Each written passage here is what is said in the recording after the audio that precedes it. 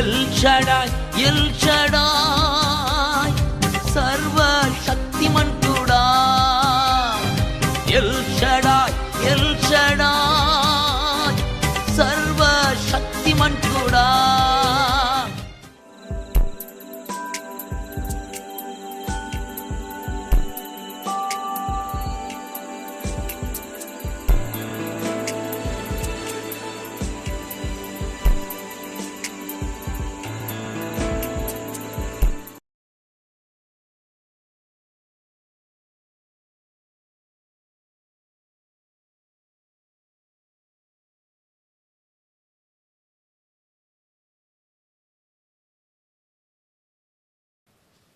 సీయోనులో శాసించిన వారి యెరూషలేములో నిలవబడిన వారికి, అనగా జీవం పొందుడికి యెరూషలేములో దాఖలైన ప్రతివానికి పరిశుద్ధుడని పేరు పెట్టెదరు. ప్రార్థన చేసుకుందాం. పరిశుద్ధుడైన తండ్రి, నిశ్చయంగల ప్రభా, నీ కొందనాలు చెల్లిస్తున్న ప్రభా, నీ కనికరం, ప్రేమ, జాలి, దయ, వాత్సల్య ప్రభా, కొద్ది నిమిషాలు తండ్రి నా మాట కాక నీ మాట కానీ నీ బిడ్డలతో నాతో మాట్లాడు ప్రభా. మొదటి రోజు ఉపవాస ప్రార్థనలో ప్రభా మహిమకరంగా జరిగి నామానికి మహిమ తెచ్చుకొని ప్రతి ఆట కనీసంలో గాదించిన లేఖనాలు నాయన మాకు గ్రహించి మనసును దయచే ప్రభా.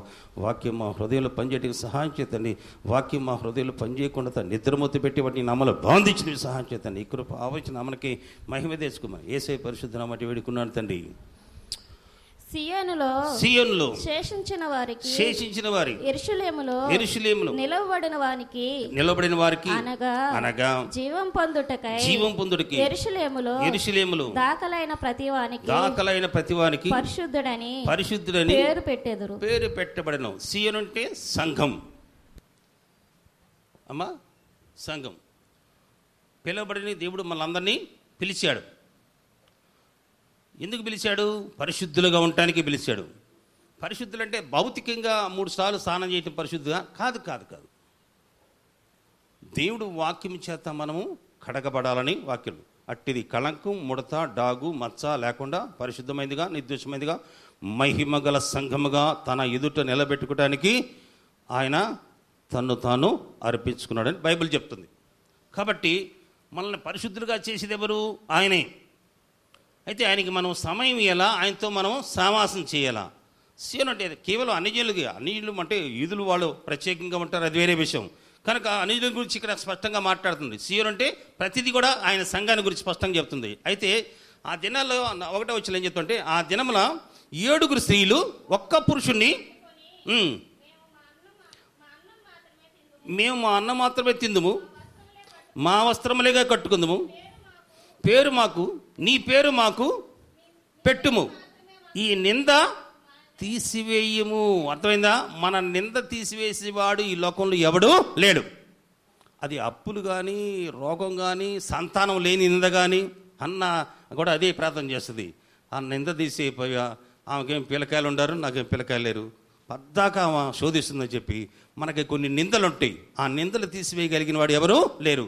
మా అన్నం మేమే తింటాం, కానీ నీ పేరు మాకు పెట్టు. ఒక పురుషుణ్ణి అంటే 7 స్త్రీలు ఒక పురుషుణ్ణి పట్టుకుంటారు. ఆయన ఎవరు? ఆయనే పరిశుద్ధాత్మ దేవుడు. మనకి రోమ 7వ అధ్యాయంలో 2-3 వచనాల్లో అక్కడ రాయబడింది, చదవద్దు కానీ.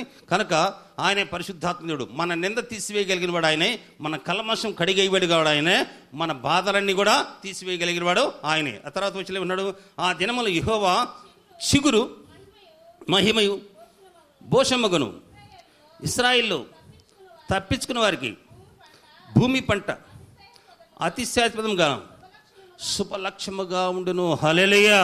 అంటే దేవుడు ఆ విధంగా ఆస్వాదిస్తాను. చిగురు అంటే ఎవరు? యేసు ప్రభువే చిగురు. అర్థమైందా? ఆ చిగురు అంటే భూమి నీటి ద్వారా ముద్దుని భూమిలో ఉంచితే ఏమైంది? అది ఎండిపోయింది కూడా, అది చిగురేస్తుంది. ఏది? నీరు దాని మీద పడుతున్నాయి. యేసు ఇప్పుడు మనం విన్న మా వాక్యం అదే అర్థం చేసుకో. నీరు అంటే జీవం. గుర్తుపెట్టుకోండి, యేసు ప్రభు జీవజల ఊట. నేనిచ్చే నీళ్లు తాగితే నీకు అసలు దప్పిక కాదు, నీకు కానీ ఎప్పుడు కూడా నువ్వు దాహం అనవు. నేను ఇచ్చిన నీళ్ళు నీ కడుపులో నీటి బుగ్గ ఉపికిద్ది అంటాడు. అంటే నా యందు విశ్వాసం ఉంచువాడు ప్రతి ఒక్కరు కూడా వాడు నశింపగా నిత్య జీవాన్ని పొందుడు. నా యందు విశ్వాసం ఉంచువాడికి వాని కడుపులోంచి జీవజల నదులు ప్రవహిస్తాయి అంటాడు. అంటే జీవిత నది అంటే దేవుడు మాటే జీవం. ఆయన మాటే జీవం. ఆ మాటలో మన హృదయం వెళ్ళినప్పుడు నీ మాట పలకటంతో అదే అపోస్తలుల జీవితంలో జరిగిన కార్యం అదే. వాళ్ళు పలికినప్పుడు దేవుడు అద్భుతం జరిగించాడు దేవుడు. అంతే, వాళ్ళు మంచి సమర్పణ కలిగి ఉన్నారు. మరి ఇప్పుడు మనలాగా లేదు, వాళ్ళు ఆ సమర్పణ వేలు, అది తర్వాత చెప్పుకుందాం. కనుక ఇక్కడ 4వ వచనంలో ఉంటాడు, తీర్పు తీర్చు ఆత్మ వలన, పరీక్షించు ఆత్మ వలన ప్రభువును సీయను కుమార్తెలకున్న కల్మషమును కడిగివేయినప్పుడు యెరూషలేముకు తగిన రక్తమును దాని మధ్య నుండి తీసివేసి శుద్ధి చేస్తాడు. కొన్ని కల్మషాలు మానవులు ఉంటాయి.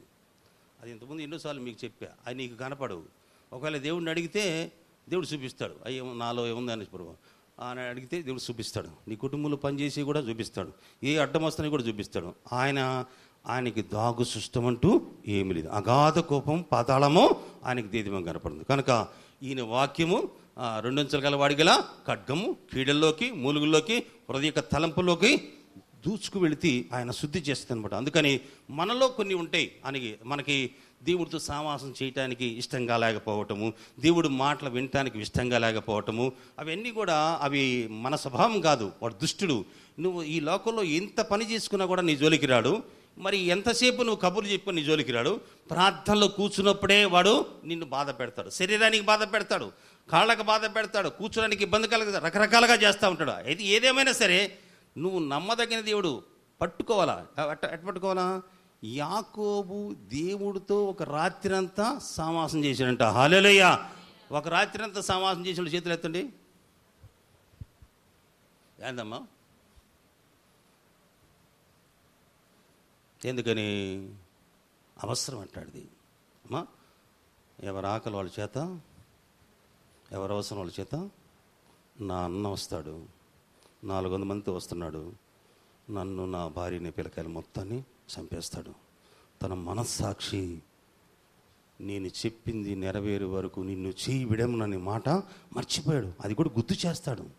మీరు కావండి, అది నువ్వు చెప్పావు కదా, చెప్పే మాట ఆ మాట నమ్మాలి కదా. ప్రతి వాగ్దానం మనకు ఉంది కదా, నమ్మాలి కదా. నమ్మం. మన హృదయము మోసకరమైంది, భయంకరమైన వ్యాధి గలది.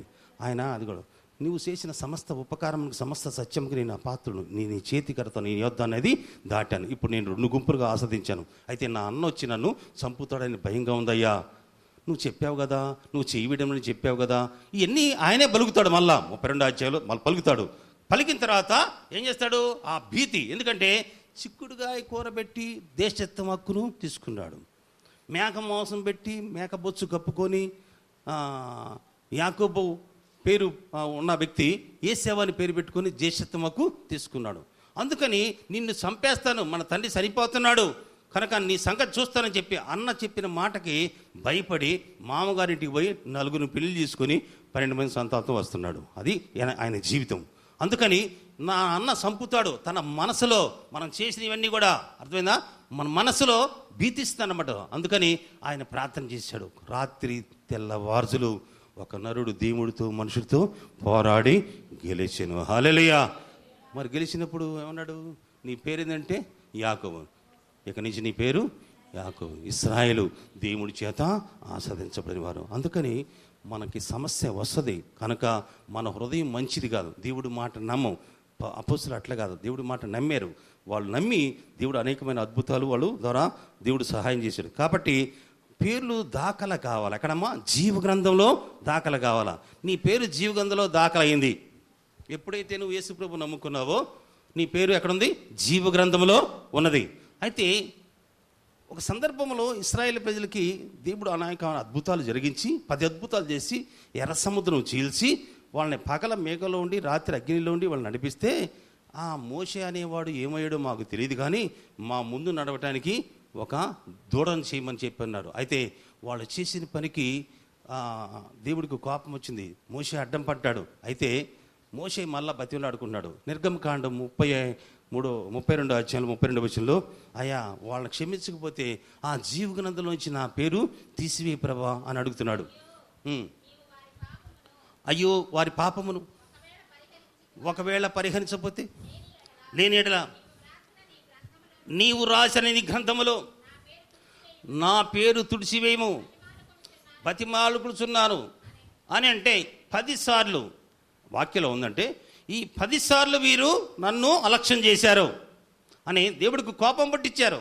కనుక వారు 40 రోజులు ఎవరన్నా అన్నం తినకుండా నీళ్లు తాకుండా ఉంటారా? అదే చాలా విచిత్రంగా ఉంది. అది సచ్చాడో బతికాడో అని చెప్పి ఒకటే వచ్చి ఏమన్నాడు ఆయన?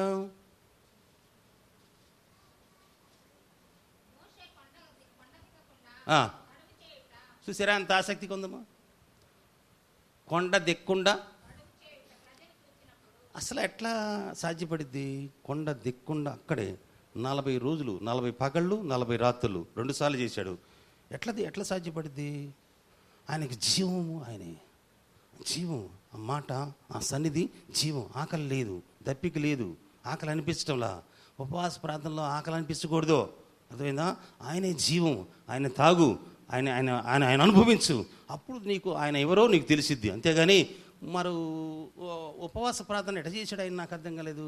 40 రోజులు. అయితే వీళ్ళు ఏమంటున్నారు? అసలు మనిషి బతుకుతాడా 40 రోజులు అన్నం లేకుండా మంచిళ్ళు తాగకుండా ఉంటే? మనం అన్నం మానేసినా మంచిళ్ళని తాగుతాం కదా అనే ఉద్దేశంతో వాళ్ళు ఏమంటారు తర్వాత? ఆ ప్రజలు వచ్చి ఏమో ఏం కావాలా దేశానికి, లోకానికి ఏం కావాలా? చిహ్నం కావాలా. మన దేవుడు దహించు, ఆయన ఆత్మై ఉన్నాడు, ఆయన వాక్యమై ఉన్నాడు. అర్థం చేసుకొని ఈ లోకానికి అది కావాలా. కనుక తర్వాత ఏమన్నాడు? చేయము.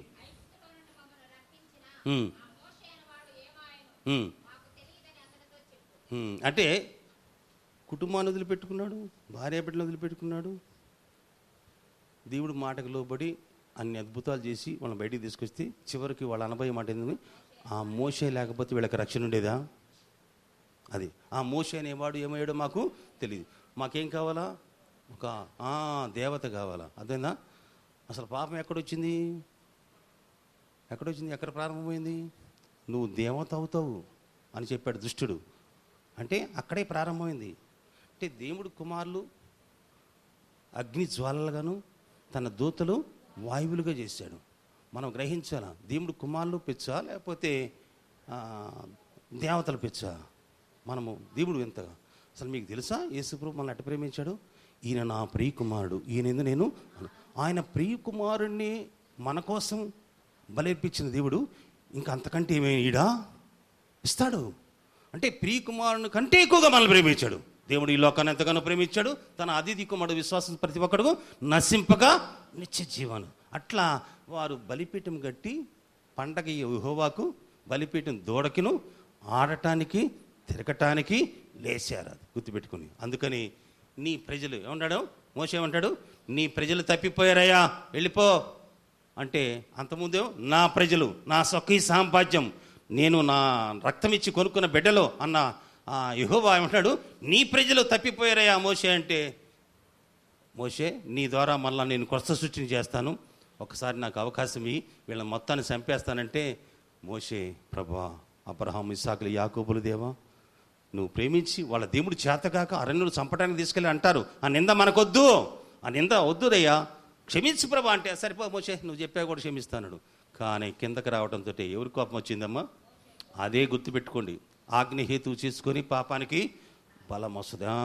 ఆజ్ఞహేతువు చేసుకొని పాపానికి బలం వస్తుంది.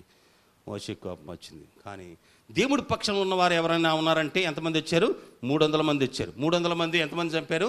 3000 మంది చెప్పారు. అదే అర్థమైందా? అంటే ఆ ఆజ్ఞ ఏం చేస్తుందమ్మా? మనకి చంపేస్తుంది. ఆజ్ఞ చంపేస్తుంది. ఆత్మ ఏం చేస్తుంది? బ్రతికేస్తుంది. అయితే జీవ గ్రంథములో మన పేర్లు దాఖలా. చూడండి అపోస్తలులు లూకాసు వార్త 10వ అధ్యాయం 20. యేసు ప్రభు శిష్యులకు చెప్తున్నాడు, 10వ అధ్యాయం 20 వచ్చి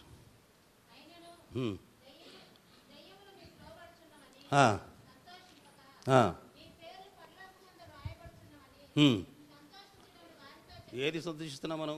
దెయ్యాలు మీకు లోపడుతున్నాయి సంతోషిస్తున్నావా? లేకపోతే పరలోక రాజ్యంలో నీ పేరు దాఖలైందని సంతోషిస్తున్నావా? యేసు ప్రభు ఒక మాట అంటాడు, లూకాసు వార్త 12:4 అంటాడు, శరీరాన్ని చంపిన తర్వాత ఏమీ చేయలేని వాడికి మీరు భయపడద్దు. దేహము చంపిన తర్వాత మరి ఏమీ చేయలేని వారికి మీరు భయపడద్దు. ఎవరికి మీకు భయపడాలా? మీకు తెలియజేస్తున్నాను. చంపిన తర్వాత నరకములో పడదోయు శక్తి గల వారికి మీరు భయపడాలా. హల్లెలూయా. కాబట్టి అందుకని ప్రభు అంటున్నాడు, మీరు దెయ్యాలు మీకు లోపడుతున్నాయని మీరు సంతోషించాల్సిన అవసరం లేదు. ఇక్కడ 70 మంది శిష్యులు వచ్చి 17 వచనంలో 70 మంది శిష్యులు సంతోషించి తిరిగి వచ్చి, ప్రభు ఆ దెయ్యములు సైతం నీ నామం వల్ల మాకు, ఆయన నామంలో ప్రతిదీ లోపడాలా. అది ఆజ్ఞ తెలుసా? అది ఆది కాండంలోనే ఇచ్చాడు ఆజ్ఞ. ఒక జంతువు కానీ, ఒక పులి కానీ, ఒక ఎద్దు కానీ, సర్పం కానీ, అన్నీ సమస్తం భూజనులు మొత్తం కూడా ఆయన నామంలో నీకు లోబడేటట్టుగా చేస్తాను. నీ భయము నీ బెదురు వాటికి పెడతా అన్నాడు. అయితే అంతకంటే శక్తిమంతుడు మన ప్రభువు. ఆయన నామములో ప్రతిదీ లోబడాలా. అది ఆయన నామములో ఉన్న ప్రత్యేకత. ఎందుకంటే ప్రతి మోకాలు ఆయనకి వంగాల, ప్రతి నాలుక ఆయనే స్తుతించాలా. భూమి మీద పరలోక రాజ్యంలో సర్వాధికారము ఆయనకి ఇవ్వబడింది. అందుకని యుగ సమాప్తి వరకు సదాకాలం నీకు తోడుగా ఉన్నా అని చెప్పిన దేవుడు కనుక ఆయన నామములో అన్ని లోపడతాయి. నువ్వు కూడా విశ్వాసంతో ప్రార్థన చేస్తే నీకు కూడా లోపడతాయి. మనకేం తక్కువైంది? విశ్వాసం తక్కువైంది.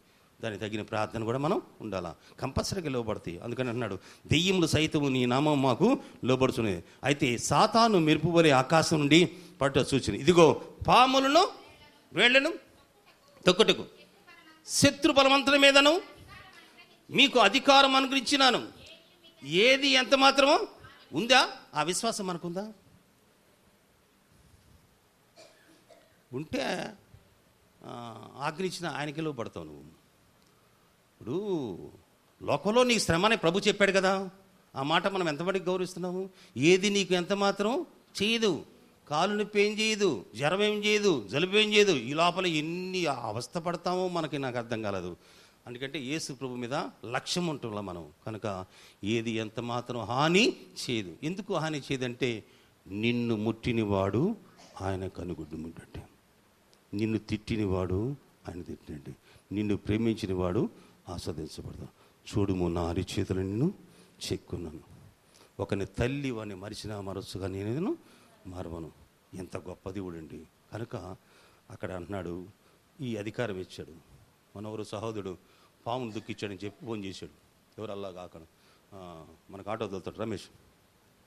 అది పలమ్మల పోయి వస్తూ ఉంటే పాము ఎదురు వచ్చిందట, పక్కకు పోతుంది దానిపైన.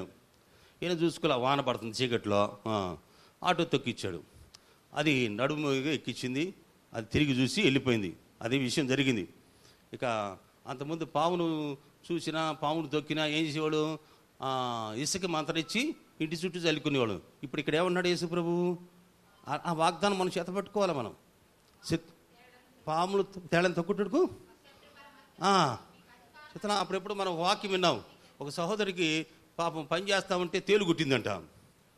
దైవజనుడు చెప్పిన మాట వినదు కావాలా? ఆయన వాక్యాన్ని తిను, అది నీకు స్వస్థత ఇస్తుందని చెప్పి స్పష్టంగా ఆమెకు అర్థం కాక బైబిల్లో 2-3 పేపర్లు నవిలి మింగేసిందంట. తగ్గిపోయింది నొప్పి. హల్లెలూయా. మరి ఆమె విశ్వాసం అది, నీ విశ్వాసం పరిమాణం అది. ఆమె అట్లా నమ్మింది కాబట్టి అది కార్యం జరిగింది. కనుక నీకు పాముల్ని దేవుల్ని తొక్కుటానికి దేవుడు నీకు అధికారం ఇస్తే, కొంతమంది నిమ్మకాయలు పసుపూసి బొట్టు పెట్టి అక్కడ ఇంటి ముందు పెట్టారు, దానికి భయపడతారు. అయ్యా అని చెప్తామండి మనము, లోకంలో ఉన్నవారి కంటే మనలో ఉన్నవారు ఎంత గొప్పవాడు అని చెప్తాం. కానీ ఆ నిమ్మకాయలు ఏమి చేయవు. అర్థమైందా? ఒకవేళ నిన్ను ఎవరన్నా శపించారనుకో, ఆ శాపాలు ఎవరికి తగులుతాయి? అదేనా అర్థమవుతుందా? అది కూడా తెలియదు. మరి వింటారు, మళ్ళీ రాసుకుంటారు. ఏం పాడతారంటే పాటలు నాకు అర్థం కాలేదు. ఇప్పుడు చెప్పిన వాక్యం అంతా ఏమవుతుంది నాకు అర్థం కాల. నువ్వెవరివి? వాళ్ళు దాసులు. ఇప్పుడు నువ్వెవరివి? కుమారువి, కుమార్తెవి. నిన్ను ముడితే ఆయన మాట, నిన్ను తిడితే ఆయన తిట్టాడు, నిన్ను ప్రేమిస్తే ఆస్వాదించబడతారు. హల్లెలూయా. అట్లా నీవు ఆలోచించాలి. కానీ ఇదేంటంటే నాకు పాములు తేళ్లు తొక్కడానికి అధికారం ఇస్తే, శత్రు బలవంతో అధికారం ఇస్తే ఏది ఎంత మాత్రం హాని చేయదు అని స్పష్టంగా చెప్పి, అయినను దెయ్యములు సైతం మీకు లోబడుచుని సంతోషింపగా మీ పేర్లు ఎక్కడ ఉన్నాయి? జీవ గ్రంథంలో ఉన్నాయి. హల్లెలూయా. ఆ పేరు ఎప్పుడు కూడా ఆయన ముఖ కాంతిలో కనపడతా ఉంటుంది. అదే ప్రభు చెప్పింది, అరిచేతులైనా చెక్కు నీ ప్రాకారంలో ఎదుట ఉన్నాయి. కనుక మనము వాక్యాన్ని గ్రహిస్తే చాలు. 3.5 సంవత్సరం యేసు ప్రభుత్వ సమాసం చేసిన శిష్యులే గ్రహించలేకపోయారు. ఇక నువ్వు నేనే పాటివాడు. లోకాసువార్త 24:30-45 రాయబడింది. యేసు ప్రభు వాళ్ళ హృదయాలు తెరిచాడు కాబట్టి లేఖనము గ్రహించు మనసు వాళ్ళకి ఇచ్చాడు. లేఖనము గ్రహించే మనసు కావాలా, అప్పుడు దేవుడు అద్భుతాలు వాళ్ళ జీవితం జరిగించాడు. అయితే ఇప్పుడు మన పేర్లు ఎక్కడ ఉన్నాయమ్మా? జీవ గ్రంథములో ఉన్నది. జీవ గ్రంథంలో పేరున్నవారు ధన్యులు. ఎందుకంటే జీవ గ్రంథంలో ఎవరి పేరైతే లేకపోతే ఎక్కడ పోతారు? నీవు జీవ గ్రంథంలో నీ పేరు ఉంది, కానీ నువ్వు చేయాల్సింది ఈ భూమి మీద ఆయన ప్రతినిధిగా, ఆయన కుమార్తెగా. మీకు తెలుసా, మగవాళ్ళ కంటే ఆడవాళ్ళని చాలా శక్తివంతంగా చేశాడని సంగతి తెలుసా? అదేనా తెలుసా? కానీ మీకు ఆ సంగతి తెలియక సాతాను చేస్తుంది, మిమ్మల్ని మోసం చేస్తుంది. ఈ ప్రపంచానికి సువార్త అందించింది మొట్టమొదటి ఎవరు? ఆడవాళ్ళ మగవాళ్ళ? అది మగవాళ్ళ మట్టితో చేస్తే ఆడవాళ్ళని మరి ఏది గట్టిది? మరి అది తెలుసుకోవాలా. మీరే గట్టివారు. మీరు ప్రపంచంలో ఉన్న శక్తులన్నీ ఉపయోగించి ఒక ఎముక తీసి ఒక ఆడ మనిషిని చేశాడంటే దేవుడు ఎంత గొప్పవాడు. నీ ద్వారా ప్రపంచాన్ని కదిలించాల్సిన బానిచ్చి మనం ఇంకా నేను బలహీనరాలని, నేను 4 గోళ్ల మధ్య ఉంటాను, బయటికి వెళ్ళలేను అంటే ఇప్పుడు ఈ వాక్యం ఏం కావాలా? అర్థం చేసుకోండి. ఆడవాళ్ళు చేయలేని పనులంటూ ఏమీ లేవు. ఒక కుటుంబం నిలబడాలన్నా ఆడవాళ్ళే, ఒక కుటుంబం కూలిపోవాలన్నా ఆడవాళ్ళు, రాజ్యాలు కూలిపోవాలన్నా ఆడవాళ్ళు, రాజ్యాలు నిలబడాలన్నా ఆడవాళ్ళు. అన్ని రంగాల్లో ఉన్నారు ఆడవాళ్ళు. విమానం నడుపుతున్న వాళ్ళు స్పేస్లోకి వెళ్ళి వచ్చారు, చంద్రమండలోకి వెళ్ళి ఆడమనిషి. అవునా? ఫ్లైట్లు నడుపుతున్నారు, రైలు నడుపుతున్నారు. వాళ్ళు చేయలేని పని అంటూ ఏమీ లేదు. సువార్త ప్రకటించడానికి మన కేరళ నుంచి ఇద్దరు అదే బీహార్లోనే ఎక్కడికో సువార్తకు నిమిత్తం వెళ్ళారు. వాళ్ళు ప్రభుత్వం వాళ్ళు అరెస్ట్ చేసింది, టీవీలో చూపిస్తున్నారు. అట్లాగనే ఆడవాళ్ళకు అంత ధైర్యం ఉంది, కానీ నీకు ధైర్యం ఉండటంలా నాకు అర్థం కాలేదు. అడగపోతే ఏమైద్దు, ఎడగపోతే ఏమైద్దు. ఎక్కడ పోయినా సరే ఆయన దూతలు నీకు కావాలంటారు. నీకు తెలుసా, ఇంత గొప్ప సాక్షి సమూహము మేఘం వల్లే మనల్ని ఆవరించున్నది. అది మనం తెలుసుకోవాల్సింది. అందుకని నీ పేరు ఎక్కడ? ఇప్పుడు జీవ గ్రంథంలో ఉంది అక్కడ. అయితే ఇంకొక మాట చెప్తున్నాడు 12వ అధ్యాయం అంటే హెబ్రీ పత్రికలో 23వ వచనంలో, జ్యేష్ఠ సంఘములో రాయబడింది నీ పేరు.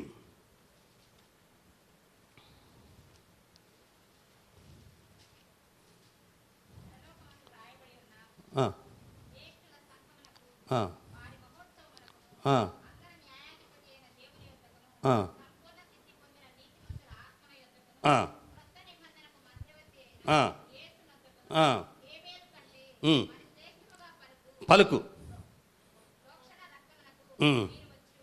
అది ఎక్కడికి వచ్చాము? జ్యేష్ఠుల సంఘం అంటే పరలోకంలో నీ పేరు దాఖలైంది, గుర్తుపెట్టుకోండి. అయితే అంతకుముందు అక్కడ హెబ్రీ భక్తుడు ఏమంటాడంటే, అక్కడ ఆ టైంలో మీరు లేరు. ఏమంటాడంటే, 18 దిశలు మండుచున్న బట్టి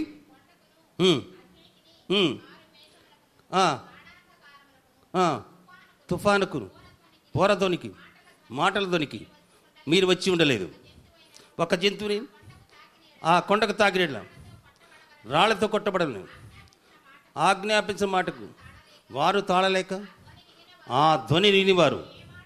మరి ఏ మాట తమతో చెప్పవలదని బతిమలాడుకుంట్రి. ఎవరు? మోషే గురించి చెప్తున్నాడు ఇక్కడ. అంటే ఇశ్రాయేల్ ప్రజలు మోషే ఆ భయంకరమైన దృశ్యానికి, ఆయన శబ్దానికి మేము వినలేము. దేవుడు కూడా చెప్పాడు, ఒక కొండకి కనీసం మీరు మేర కలిగి ఉండాలా, డిస్టెన్స్ ఉండాలా. మీరు ఏది జంతువు కానీ ఒక మనిషి కానీ తాకూడదు, ఎందుకంటే ఆయన కొండ మీద నుండి మాట్లాడుతున్నాడు. కానీ వీళ్ళు ఏంటంటే ఆ శబ్దానికి, ఆ బూరధ్వనికి, ఆ తుఫానికి, భయంకరమైన ఆ శబ్దాలకి వినలేక, మోషే మీకు దండం పెడతాను, నువ్వేని మాకు చెప్పు అని చెప్పి అన్నాడు. ఆ దర్శనం ఎంతో భయంకరమైంది ఉన్నందున మిక్కిలి భయపడి వణుకుతున్నాను నేను. ఇప్పుడైతే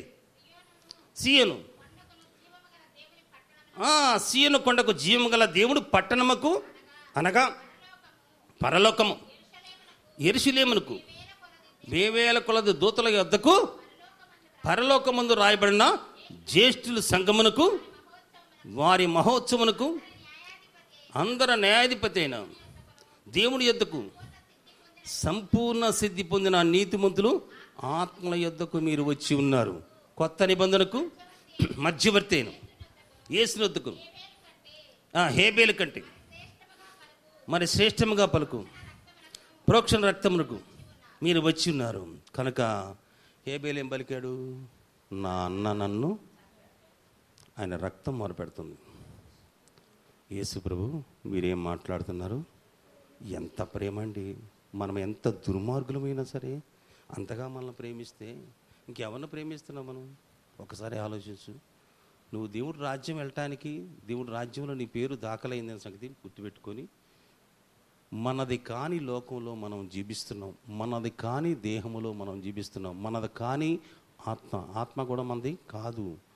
మొన్నైనది చివరికి మొన్న అయిపోను, ఆత్మ తాను దయచేసిన ఇవన్నీ మనం చెప్తాం, వింటాం, కానీ సందర్భం వచ్చినప్పుడు మనకు గుర్తుంటుందా? అది గుర్తుపెట్టుకొని కనుక ఆ జీవాధిపతి మన కోసం తన ప్రాణము త్యాగం చేశాడు. మధ్యవర్తిగా ఏమంటాడు? ఆయనకిను నాకు ఒక మధ్యవర్తి లేడు. ఆ మధ్యవర్తిత్వం ఇటానికి దేవుడు నాకు సహాయం చేశాడు. స్వస్థత అంటే ఇక్కడ చెప్తున్నాడు. యోబు గ్రంథం 33 అధ్యాయంలో 15 వచ్చులో ఇక్కడ ఉంటుంది అనుకుంటా ఆ మాట. 33 అధ్యాయంలో ఒక మధ్యవర్తి కావాలా? యేసు ప్రభు మానవులకి దేవుడికి ఒక మధ్యవర్తిగా ఆయన వచ్చాడు. అదేనా? యోబు గ్రంథంలో 33:24 చూడు.